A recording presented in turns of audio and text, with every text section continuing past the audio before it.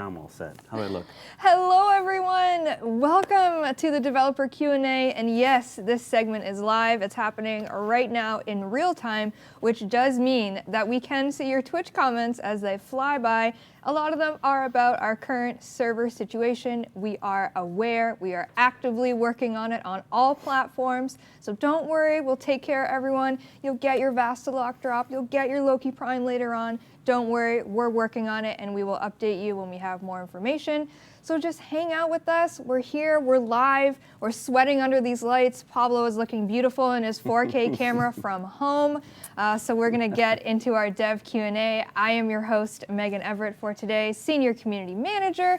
And joining me today, I have 3 incredible developers working on Warframe. So before we get into your submitted questions, we're gonna go into some introductions. I'm gonna start with Elyse. Hi, I'm a Senior Animator on Warframe. Very good. El Pablo. Hello, I'm Pablo. I'm one of the game designers here at Warframe. And you might know me from the nullifiers, you know? my achievement, my crowning achievement.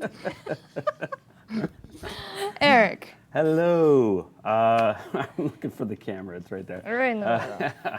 Eric Vedder, lead concept artist at Digital Extremes. Beautiful. All right. We have a lot of submitted questions to go through. There are over 400 submitted questions from you, creators, players, everyone out there. We had to, parse through them and pick out some that we could ask our lovely crew here. So we are going to get straight into it. And our first question is for Eric Vedder. And this comes to us from Dem Thighs, though, on PC. that name is great. The name is great. And they would like to know, where do you get inspiration when designing a Warframe? What is the process like? Well, are we going to show images or not yet? Dean's got it on standby. Oh, okay, yeah. So I'm using images to help here. So I haven't designed necessarily a Warframe, but I definitely have done some deluxe skins. And so this is one of the first ones I did, or second one, yeah. And this was the Vauban Deluxe. And so trying to find inspiration, we based the name off of the French military engineer, I'm going to brutalize this name, Sébastien Le Prestre de Vauban. Oh, nailed it. So anyway, so we took that engineering idea, and I was like, I want to do like an old knight armor, like a Final Fantasy style, which I love Final Fantasy, and combine it with like locomotive engines. And as you can see here, we started the process and pulling from like all the reference of the helmets and the armor and stuff, and then from the engine, you can see the chest area there. I wanted to have some kind of like pumping and yeah, just maybe steam coming out like a steam engine. So, and I think Dean is the next image. So as this went on, we start to refine. In the previous image, there was notes up top, so I took that and then I applied it to this one here, and start refining some of the images. And this starts to get. If you're wondering where I'm pointing at the image. It's not like. Anyway, so. I started refining this drawing based off of what Raymond and Jeff had said, and fine-tuning it some more. And then I think we go to the boom, final, just like that, done. No, it took a little while to finalize it, colors, and then a little bit of the back view there. And yeah, I was really happy how it turned out. And it was modeled by Greg Tjen, I believe. And, our floof master. Yeah, he did a great job. And we went back and forth on some of those little details, and I think it looks great. And after that, usually we package it with like weapons or accessories. So I was like, I want to do an axe, a big, heavy axe that animates and kind of pulls from a lot of the same aesthetic and from the armor itself. So I wanted to have it spin. I think it works like this in game, but anyway, it was really fun to work on this. So, and then the final thing was a dangle for the weapon. And again, I just pulled from all the final art, and our camera is covering the final image, and that's cool, but anyway, that's what it looks like. So it was literally train inspired. Yeah, basically. And like I said, the Knights, Final Fantasy, stuff like that. So love that Reb stuff. would know that game very well. All right, we're going to move on to another question, and this is for Pablo. This question comes to us from Thunder Jimmy on PC. They said, I love the amazing Warframe designs that Dihi has submitted for this game, including my #1 Excalibur Prime, Time-Bending Protea, and now Magical Girl Yoreli. What is the process like to create a Warframe? Pablo, over to you. Very interesting. It actually changes quite a bit. It's not always the same thing. For example, the very first frame that I made that I was like my full design was Nidus. And then, like, I remember the very first document I wrote, because I generally like put like a quick blurb of what my ideas are in the Word document, and then I leave it, and then I come back to it like a few days later, and I just like, you know what, I don't like this anymore, or I want to tweak this, and I kind of go back and forth for a while to changing them. But that one, for example, I started from the mechanics. I really wanted the idea of pull things in and then hit them.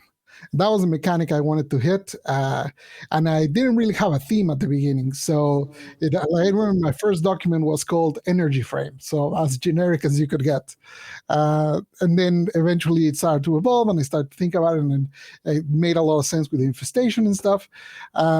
So that one, for example, started from a mechanic. But sometimes we have some amazing, like a repository with a whole bunch of different concepts for potential Warframes, just like the look without knowing exactly what they would be. And I remember Haro was there, and I saw him, and I saw the little, the Thurible, and I was like, wow, that's so cool. How can I use a Thurible? And that was more like the art inspiring me to then kind of come up with an idea of a kit to do it. So generally is those the three, like I would say the trifecta of how to start is I have an idea for a mechanic that I want to use, or I got an art that I want, or I have a theme.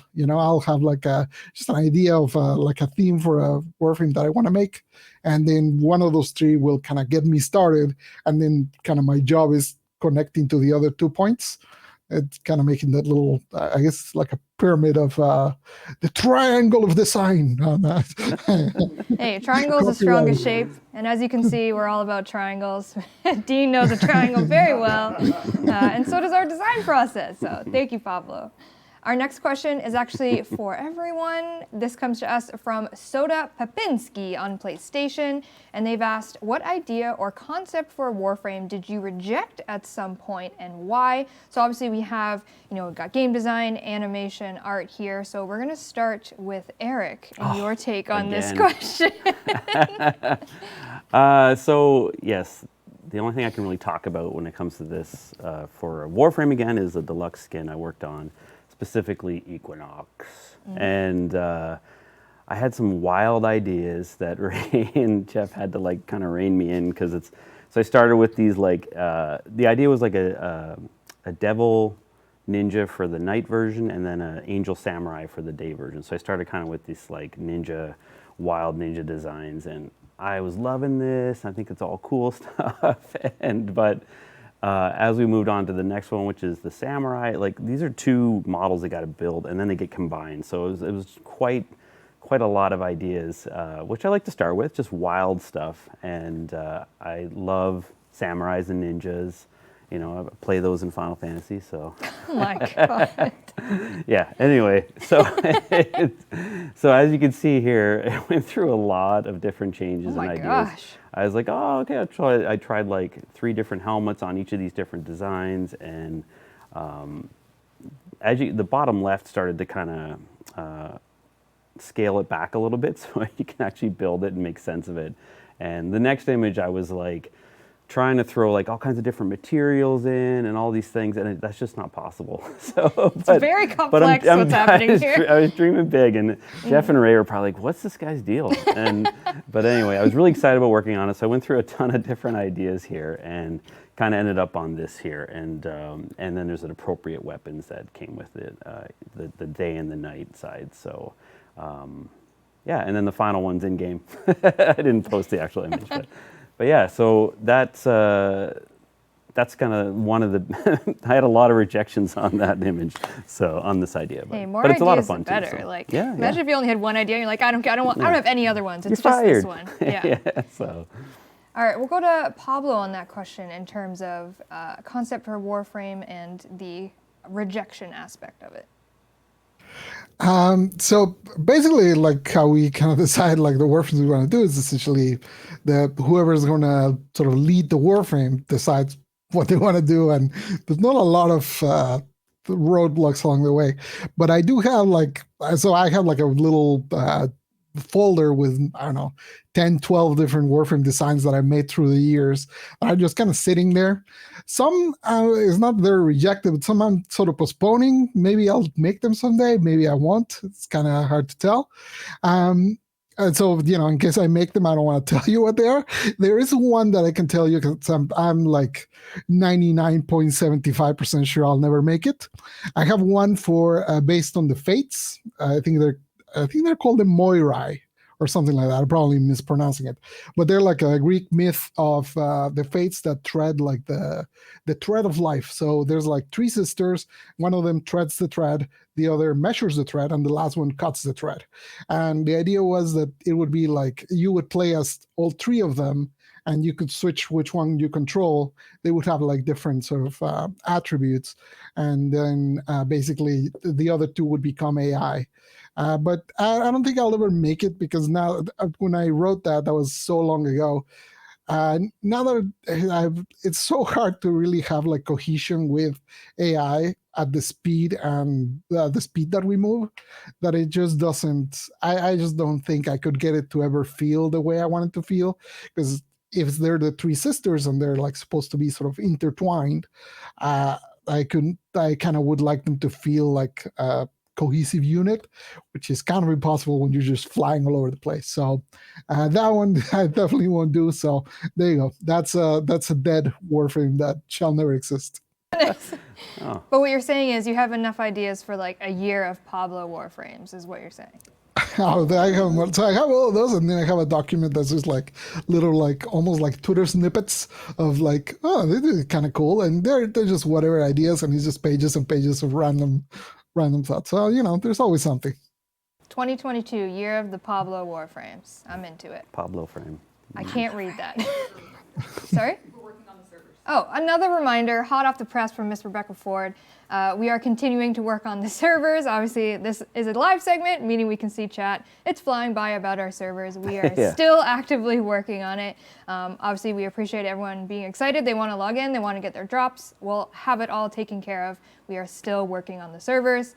Hang tight, hang out. Let's continue our live developer Q&A. We're actually going to go to a video question for Miss Elyse, and this is from Jamie Voiceover. So let's play that. Hi, I'm Jamie Voiceover, and my question is for Elyse. So on your Twitter feed, you've posted different works in progress and different references for your animations. I would like to know, how do you make or find these references, and how do you actually end up applying them to the final product? Thanks. Well, that is actually a brilliant question, because a lot of people think that getting in the industry as an animator is a lot about being a good animator, which obviously that helps. But when you're in games, I find that a lot of it is also coming up with really good ideas, and it's taken a while to kind of find the best way to not only create good animations, but create things that are different and unique and interesting, and finding ways to pull those in.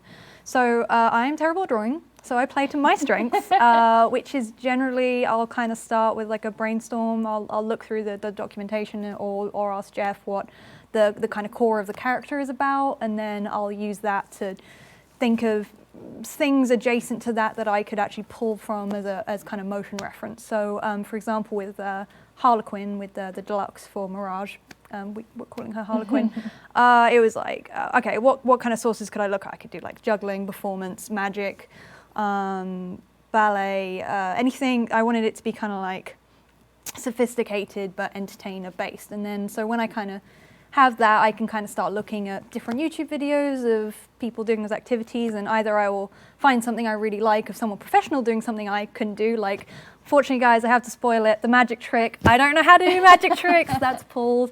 One of my skills is, I can find some reference of someone else doing something really cool, and I can use that to make something look really cool. So one of my options is to find someone else doing something cool and use that to make something cool. Or another thing I'll do is just find a bunch of cool poses and reference images, and then I'll just stick a camera on and run through a bunch of different things, returning to pose each time, and usually if I just keep going through certain things, some magic will happen, and it's being a good animator is building on that skill building, that idea building process of being able to move your body enough times that you find some magic in there somewhere and identifying it.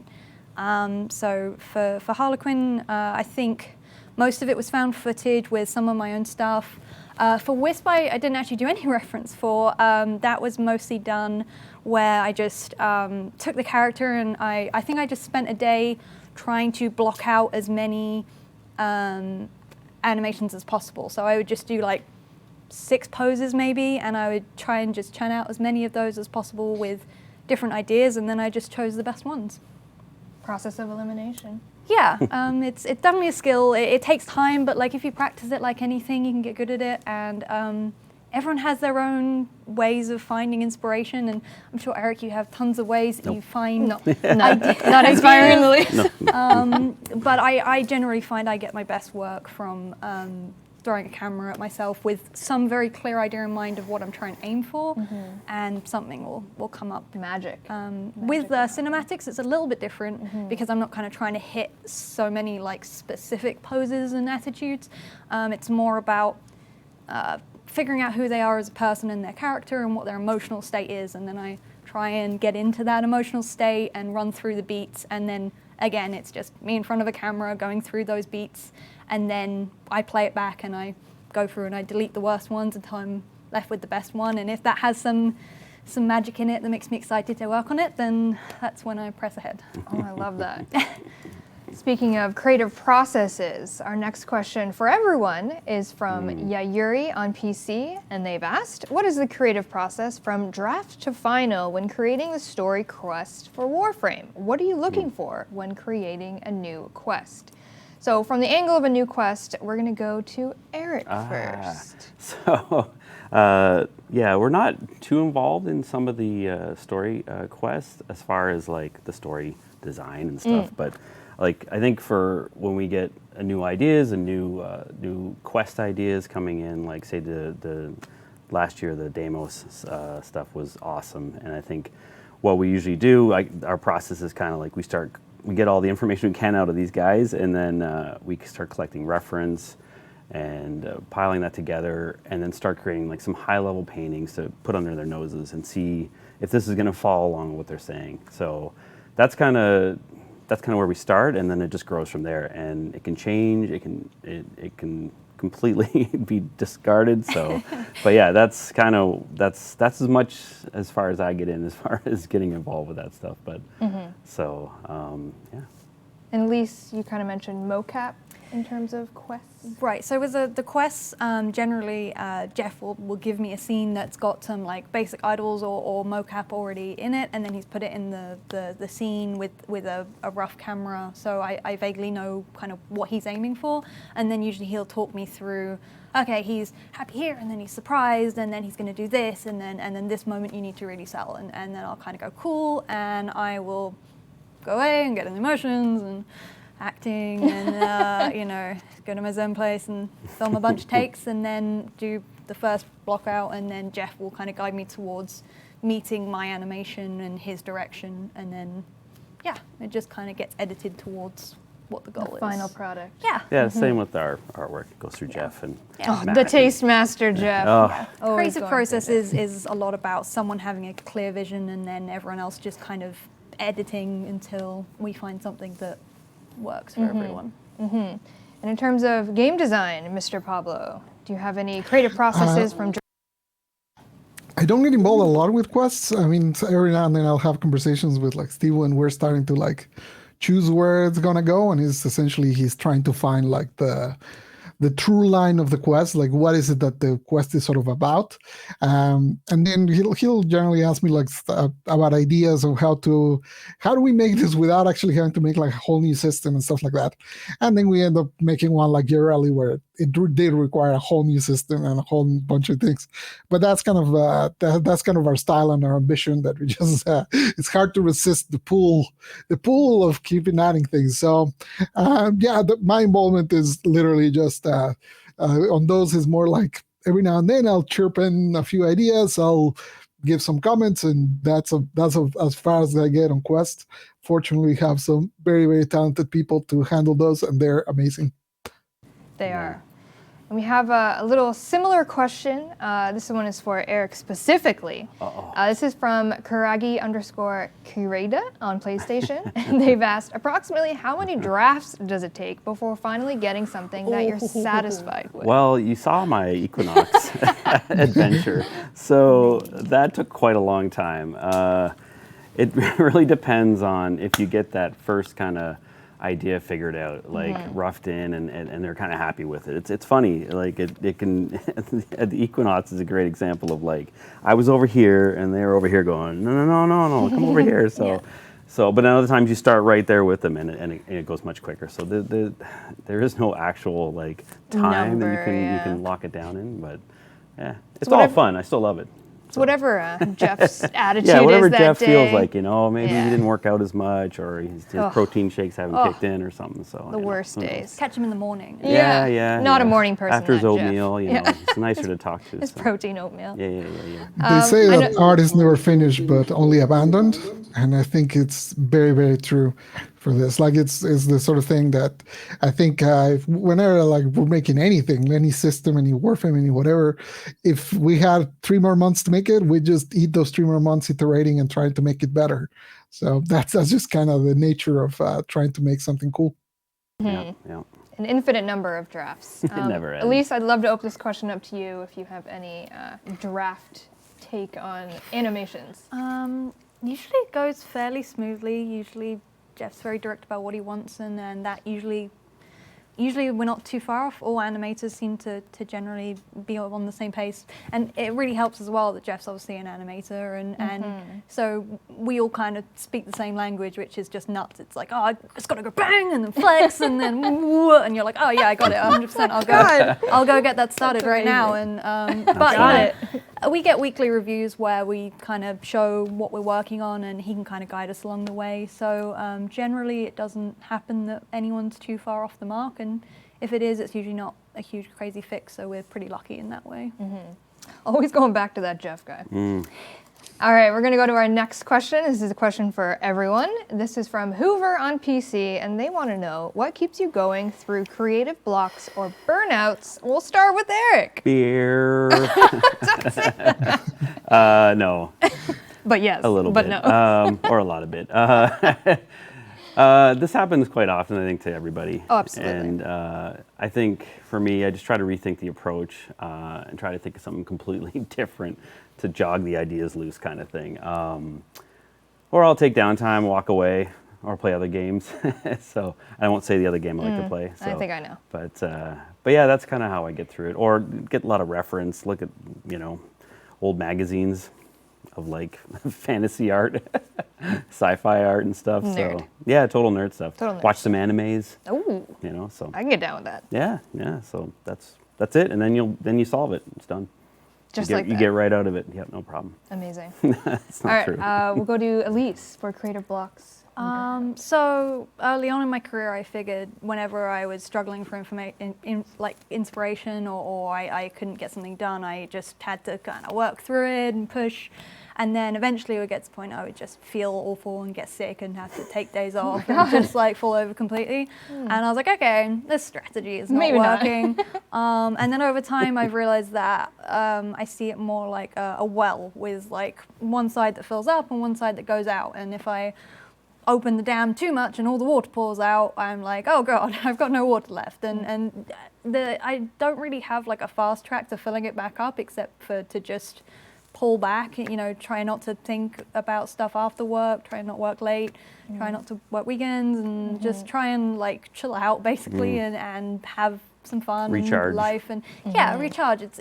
I think that I used to try and find that's the one solution. I'm gonna eat healthier, I'm gonna go on a run, I'm gonna do all this stuff, but like really you can't rush. When you're burnt out, you're just in this fog. And it feels terrible, and I've realized that I do much better trying not to open the floodgates and then trying to pour things back in as quickly as possible, and to just try and be like, oh, I'm starting to not feel good. I need to pull back before it gets to the burnout point. And obviously that's not always something you can do if there's a big deadline, and I 100% get it, and I think everyone who's in a creative space goes through this at some point, and even probably not creative spaces, you just hit a wall. Yep. And I haven't found a solution to that wall except for to just be like, oh God, there's the wall. I'll stop running right at it. I acknowledge the wall. And then at least when the wall hits, maybe it's small enough I can jump over it, and it's like, instead of like a Face plant. Yeah. Yeah. Mr. Pablo, creative blocks and burnouts. So for me, it's a little different just because I have a lot of work, a lot of jobs. And so, if I'm blocked on a Warframe, I just leave it and move on to working on some system stuff. If that's blocked, then I can go and do some UI stuff or do some management stuff like this. There's literally I just can kind of jump around until I'm like, okay, well, things kind of get done. Also, my brain is pretty good at boomeranging. If I'm stuck in something, I'll go and do something else, and all of a sudden my brain will be like, hey, I got that solution you needed earlier. And I go, cool. And that's kind of how it works for me. So To each their own. We love it. All right, we're going to go into a fun and classic question. This is from Dirac Hasaki on Nintendo Switch. The classic question of what is your favorite Warframe? I'm going to start with Pablo. Yeah. I always feel guilty answering one of the Warframe side design because just that's kind of a bit egotistic. So I go right in the middle. I choose Nesha because I reworked Nesha, but it was already made before me, so Nesha is my choice. Love it. Elyse. I know what you're gonna say, so just say it. It's Wisp, which seems very selfish, but I actually kind of like the damage and support role, so I love all that. And so it is a bit big-headed, but I love playing Wisp. But I also do play Frost Prime a lot. Oh, a classic. Yeah, the whole defense bubble thing, because I'm terrible at most Warframe things, so I'm like, hey, I got a bubble. Yeah, I can survive. I'm good. Don't yell at me. Bubble. Eric Vedder. Garuda. Oh, Blood Girl. I love the blood stuff. So, Great choices all around. Great. Yeah.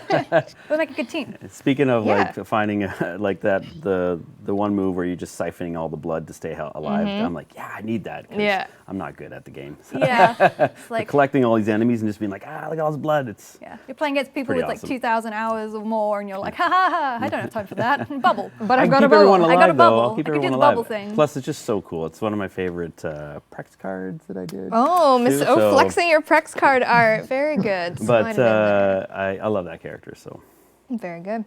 All right, we're going to move on to a video question for Pablo. This comes to us from Lifewater. So let's play the video. Hello everyone, Lifewater here. My question is for Pablo and the dev team. There have been a lot of great reworks in the past, notable ones being ones such as Zephyr, Ember, Vauban, and Nezha. Is there a plan to continue to rework some of the older frames who have become a bit outdated and outclassed by the newer ones? Okay. Well, first of all, I take offense that Wukong wasn't mentioned, but I'll let it go. We don't currently have any plans for reworks. Reworks are kind of, like a complicated thing sometimes. So, for example, you mentioned Nesha. If I remember when I did that one, I checked the usage of Nesha a month before the thing, and then 3 months after the thing, and it changed, but it was So if I go right now and I do a rework on, let's say, Ash, for example, honestly, it's unlikely the usage is going to change a lot unless in the process of reworking him, I break him and make him godlike, which obviously is not something that I want to do. So generally, you gotta the way I think about it is when you're doing something, you're also not doing something else. So that's kind of the balance that we have to think. So even though I do think going back and touching some of those older Warframes would make the game better, at the same time, that means that if we're working on that, we're not working on new stuff. It's a hard balance there. Sometimes I do feel like it's important, we did with Zephyr, for example. We'll see in the future, but at this time, we have no current plans for any other ones. All right, you heard it first from Pablo at home. All right, we're moving on to a question for Elyse. This comes to us from Red Gamer Tiger 4 on Xbox. and they'd like to know, what is your favorite animation to make for a Warframe, and why is it your favorite to create? Elyse. So, it's not out yet, technically, but I have got an update on my newest favorite animation, but it's not. It's coming up later today, so I can't ruin anything. But unfortunately, I'm going to sound like a broken record because the thing is with getting a Warframe that floats is you just have like endless possibilities. Oh God, yeah. My favorite one was this one for Wisp where she gets to duplicate herself and fly around herself. And it looks so good on every single Warframe. Like you cannot go wrong with this one. I love it. I remember like pitching this and everyone was like, "How are we gonna get this to work?" And I was like, "I don't know. I made it look cool. Yeah, Figured out." you figured out. I made and it. they did, and it looks amazing. So that was my favorite. Cool. And why was it? Was the question why was it? And why is cool? it your favorite? Why is it my favorite? I think I've said before, like I love working on anything that's very elegant and flowy. And she's got no feet, so I like it, so I can make her fly and do all kinds of crazy stuff. So the whole set for her was just a joy to work on because there was no holds barred, and also I didn't have to worry about it conflicting with anything else because the only one I had to worry about was Titania, and I knew I wanted to do something very different. So I just got to have a lot of fun with it. It all just came very easily to me because there's a lot of me in those animations, and it was just fun and easy. And it's so good. Like I cannot preach enough how amazing that animation is. We're going to move on to a video question for Elyse again, and this comes to us from Kirahim, and let's play the video.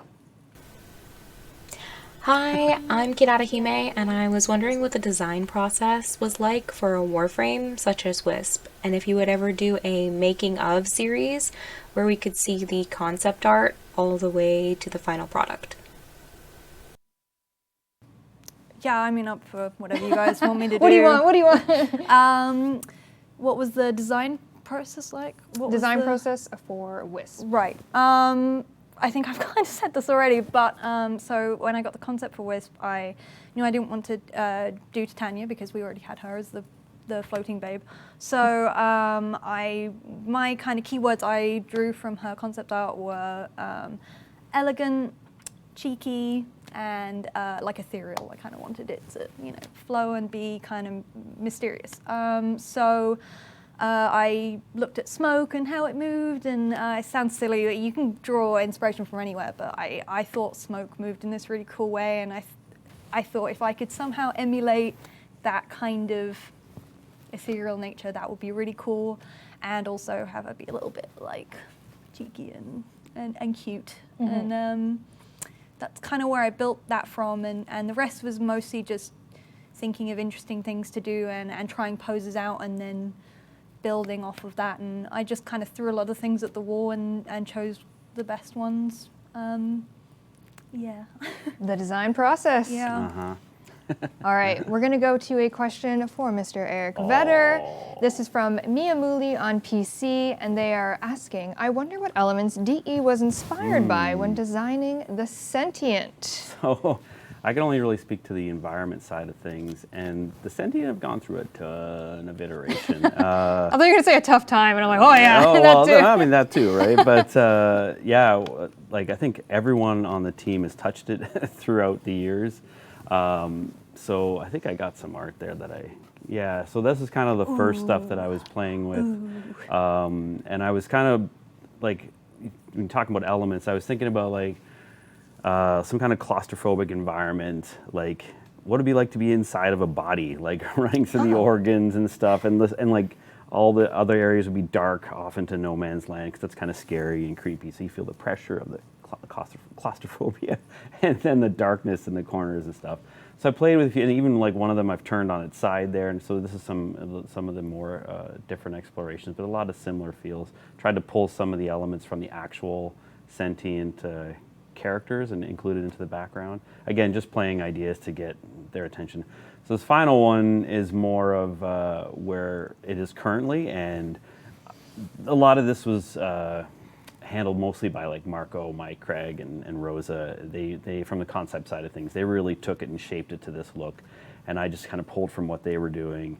to explore this final image. So I really, really think the Sentient stuff we ended up with is amazing. So I'm really stoked where it got to. But man, it went through a lot of revisions. So. And Yeah.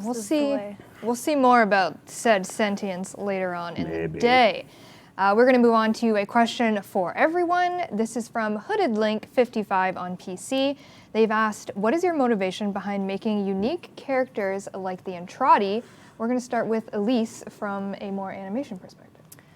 So I have to give credit where credit is due to Daryl Key, who did the vast majority of the Entrati family. I just did the father and like one animation for the mother, which I had to revise because it didn't look great because it was a yawn, and I yawn like this. Oh, the yawn! Yeah. Oh my god! Yeah, so I didn't realize that I'd been yawning wrong my whole. Everyone's like, no one yawns like that, and I was like, oh god, I yawn like that. But I should yawn like this next time. So. Yeah, they're like, where did they find this reference? I was like, that was me yawning, oh God. My inspiration for the dad, I mean, they usually, we have a brief of what the core values of each character has, and then I just build a picture in my head of what they're gonna sit and stand like and how I can connote that, and I just kind of try and get in the body of, what I usually try and pick like maybe 3 keywords of something I'm trying to connect with. And it's been a really long time, so I'm not sure what it was for the father, but I think it was about him being, he's not really the head of the family anymore, so he kind of feels like he needs to fill up a bit more space and look a bit more important than he actually is. So I had this very like, I'm really great, but he's not really that great kind of thing, and he's kind of falling apart and he's a bit achy. Oh, that animation? That one? It gets me every time. That was really fun because he's got this like really mangled shoulder, so I got to really get in there. And then it was kind of, you just get in that headspace and have these kind of key things that you're aiming for, and run the camera, do a bunch of stuff for a couple minutes or longer, and then usually magic hits and you just go, I can do something with that, and then I drag that in and figure it out. Love it. Cool. We'll go to Pablo. Any game design takes on the Entrati family?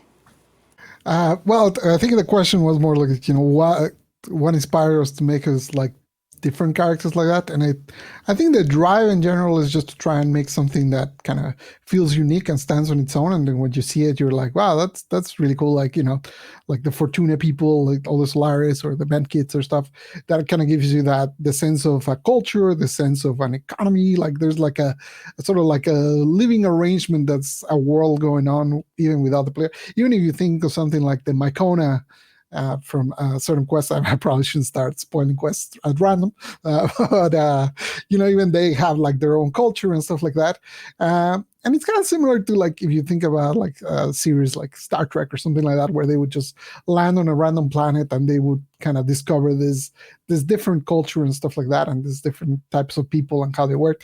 I think it's kind of it's more interesting if the aliens do feel alien, but also have some sort of thing that you can relate to, like, in the case of the family, family grievances.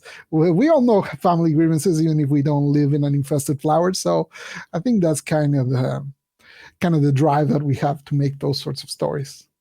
Amazing. And I know Entrati wasn't your realm. No. You said no, thank you. No, I said so.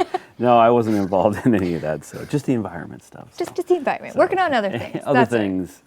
All right, we're going to go to a Pablo question. This is from Ira Ryu.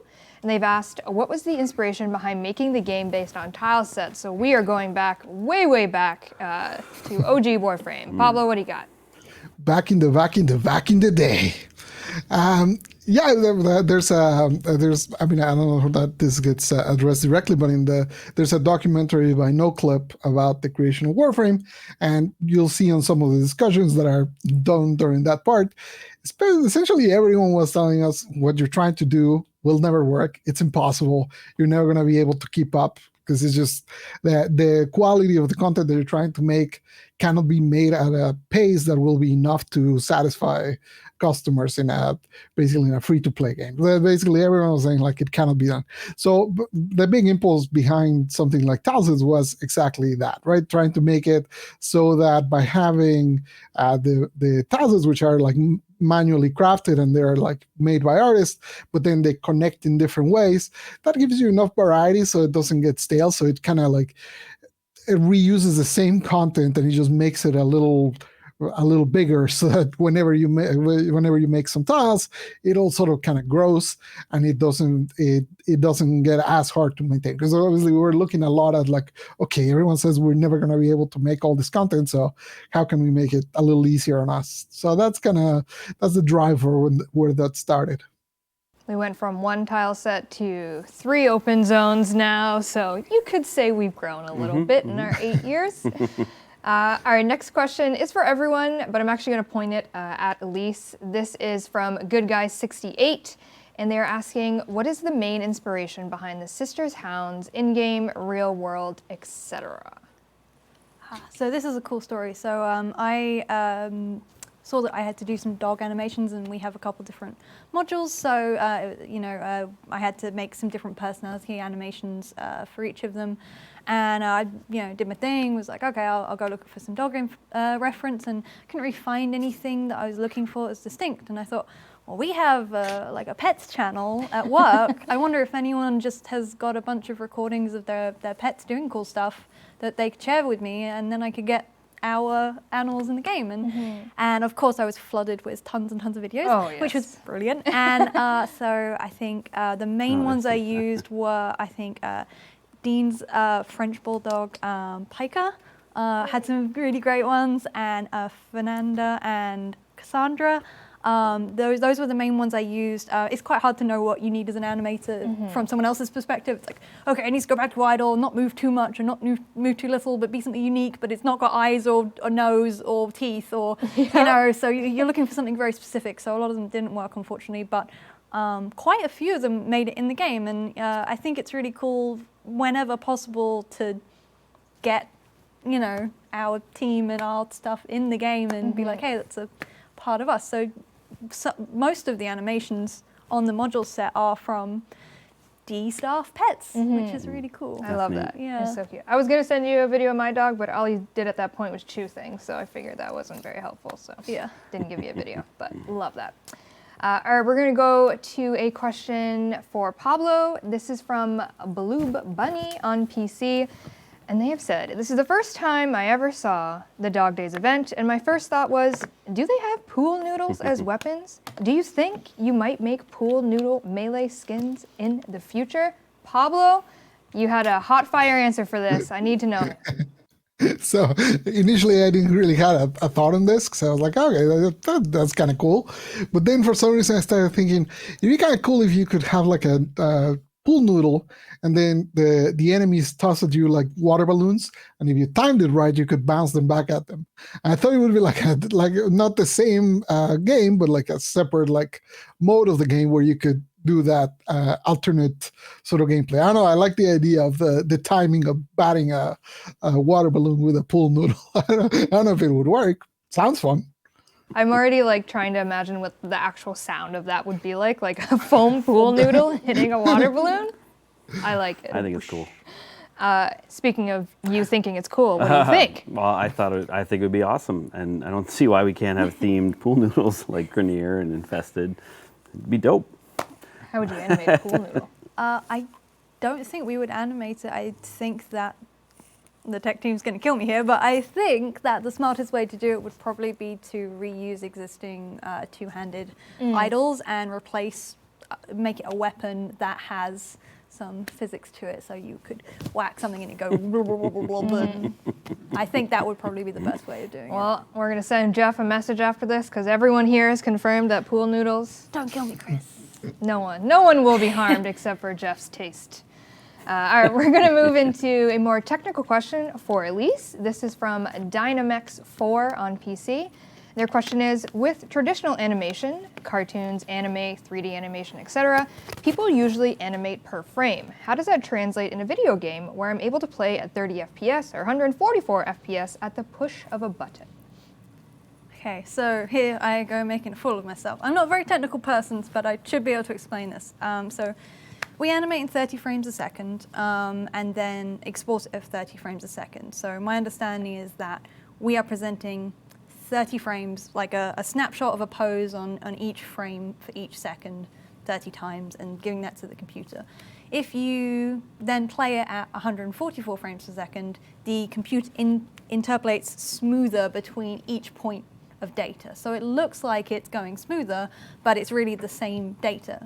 So we usually use 30 for gameplay, which works great for gameplay reasons because we can't go too high with data, otherwise you're going to have performance issues. But with cinematics, I generally think we do 60, just because you have more data points, so it helps obviously smooth things out. But the smoothing factor is done by the computer, not by data, which makes it look like it's smoother, but it's the computer is taking on more of the workload, so it's less expensive. And you said you weren't a technical person. What was Well, all I that? hope I got that right, because if not, I think I get revoked in the animation community. Someone's going to be like, actually, that's not how it works at all. You're an idiot. It works. That's how it works for us. And That's how it sounds like it works. Yeah, Sounds that way. that's how it sounds. So we'll go with that until like it. someone tells me otherwise. All right, our At me. next question is for Pablo. This is a question from Shidnivicus on PlayStation. A lot of devs say doors can be the trickiest thing to design and program. Is that the case for Warframe? If not, what is your game's version of a door?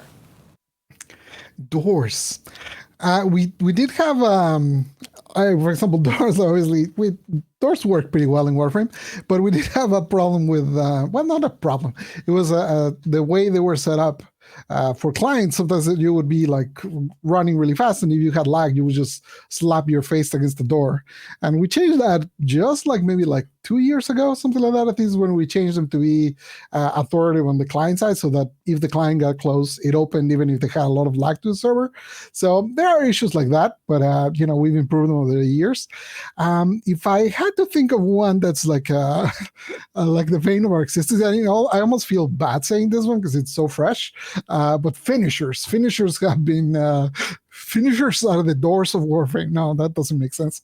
Finishers have been pretty rough. Like it's very easy to get into issues. Even like I remember back when Ash originally came. Was this Ash? Yeah, I think Ash had this problem at the very beginning where you would teleport to an enemy to do the finisher, and then you would be like a little below the ground, so you would start falling to the world. Things like that have been happening since forever. And every time we fix one and we're like, yes, we're done, then another one crops up, and it's kind of been like that. Actually, very recently, we fixed, well, I say we, the Royal we have a fantastic team. They did like a very, very long digging and, into the, because obviously in a game this big, the code keeps growing and growing and growing. So they dug through all the spaghetti and they found some of the issues and they resolved them very recently. So and I've said this before, but now I actually believe that maybe finally we're there. You're gonna jinx it, Pablo. How could you? All right, we have another question for Pablo. It's a video question by Rebel Dusty Pinky. So let's play it. Hello, my name is Real Dusty Pinky. I'm a Warframe creator and avid Warframe player. I want to know more about Scarlet Spear. Scarlet Spear was my favorite event that ever came out so far on Warframe, and I loved the mechanics. I loved working with other teams to complete an objective, and I want to know if there's going to be another event that is going to be like that. So for anybody that can answer that, I would love to know if this event's going to come back or if those mechanics are going to be implemented into something else. Thank you. So you say you loved that event. We loved it too once it was working, but the process to get it there, that was a hard one. So yeah, essentially it's more like that. We do obviously want to bring it back because we thought it was great. It's just more that we don't want to go through the 2 months we went there, like before and after release. That period was brutal, and we don't want to repeat that. So even though a lot of the things we did and fixed at the time would be like applied now, it's not as easy as just turn it on and it works. We definitely would have to do some again, a lot of load testing and stuff like that, and try and figure out just to make sure it doesn't destroy our lives for a month. So we definitely want to bring it back. It's definitely something that's a priority for us. Well, it's definitely something we want to do. I shouldn't say priority, because you'll find out the priority later today. But it is something we want to do. Awesome. All right, another question for Pablo. These are the more technical questions for designing. It's from Equi111 on PC. Their question is, are there any plans to rework certain types of missions, namely defense and mobile defense, to be less stay and put and more challenging or interesting? Pablo? I don't. So in general, my tendency is to say there's not a lot of gain from reworking some of those. A basic mission, even if it's something that doesn't require you to be paying attention to a lot of objectives, it's actually very good because it kind of changes the pacing. If you're doing a defense, there's not that much to be worrying about versus if you're doing a disruption, right? So it's good that different missions will require different amounts of attention. It's also very good when you're starting on the game so that you're not like fully overwhelmed, because at that point you're also kind of overwhelmed by so many other things. So I think as a designer, it's much better to think like, okay, let's create the new, I don't know, nuclear defense, or something like make a new game mode that is more elaborate. That's more interesting to me than going and changing the old one, because that's the design part. Then there's also the live service game part, which is if I go and change the defense into something more complicated, a lot of people are going to be angry. A lot of people are going to be happy, a lot of people are going to be angry, some people are not going to care. So why go into the whole getting people angry? Better to make a new one, and it's like, hey, we have new stuff, versus, hey, we took away that other thing you liked, and now we changed it to this other thing, right? So I think it works better to just basically keep adding on top, which, if you look at the history of Warframe, is very much kind of our policy. We love it. All right, we have 5 minutes left in our Q&A segment, so I'm going to try and fly through these as quick as possible. Quick answer mode. But first, we're going to do a video question for Pablo. This one is from TVG Karoo. Let's play it. It's a natural part of any creative process, especially the ones that's been going on for years and years. So my question is, would you ever consider retconning any in-game features to try a fresh new approach? Yeah, I mean, we've done several 2.0s and things like that. It definitely depends on the feature, right? Like for us, like high priority comes from like we call it preserving your investment, right? Like any time that you spent in the game earning a mod or doing something, we want to make sure that you never feel like you're going to lose it, right? So that's kind of our priority. So if we decide to rework, for example, if we decide to rework modding, it would be kind of a nightmare, right? Because we'd have to now figure out, okay, well, there's like, I don't even know how many we have right now, like 1,600, 2,000, I don't even know how many mods we have. But if we had to redo them, then we have to look at, okay, what does every player have? What happens if we remove this mod that maybe some people don't even care that much about? But, if we remove it, we got to compensate that. It's like it's very touchy there. So you got to make sure that if we're doing it, it is for a very good reason. So would we ever consider it? Absolutely. We've done it a bunch of times, but it is something to be taken with caution. Very much caution. All right, we're going to go to a question for Elyse. This is from Otark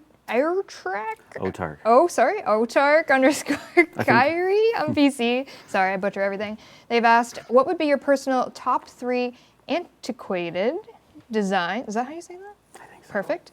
Or mechanics in your respective departments that need some love?